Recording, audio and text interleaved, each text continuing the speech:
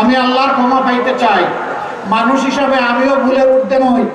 আমি আপনাদেরকে সুসংবাদ দিচ্ছি, আজন্ম আমি আল্লাহর কাছে ক্ষমা চাই, আর আজন্ম যারা আমাকে কষ্ট দেয় আমি তাদেরকে মাফ করে দিই। যে আমাদের উপর যারা অতীতে জুলুম করেছে, দল হিসাবে আমরা কারো উপর থেকে প্রতিশোধ নেব না। বিএনপির প্রধান তিনি কিছু কথা এখানে বলে গিয়েছেন।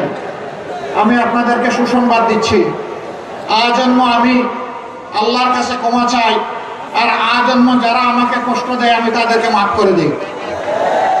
আপনাদেরকে সাক্ষী রেখে আমি সবাইকে মাফ করে দিলাম। যারাই আমার চরিত্রের উপর আঘাত এনেছেন, আল্লাহ তাআলা তাদেরকে ক্ষমা করে দিন।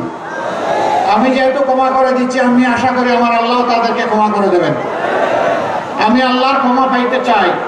মানুষ হিসাবে আমিও ভুলের ঊর্ধ্বে নই।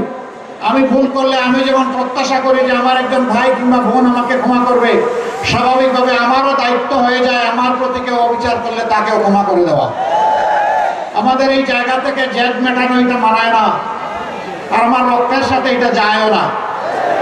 আপনারা দেখেছেন 24-এর বিপ্লবের পর 5 তারিখ রাত সর্বপ্রথম আল্লাহর মেহেরবানি আমার মুখ থেকেই বের হয়ে এসেছিল যে আমাদের উপর যারা অতীতে জুলুম করেছে, দল হিসাবে আমরা কারো উপর থেকে প্রতিশোধ নেব না।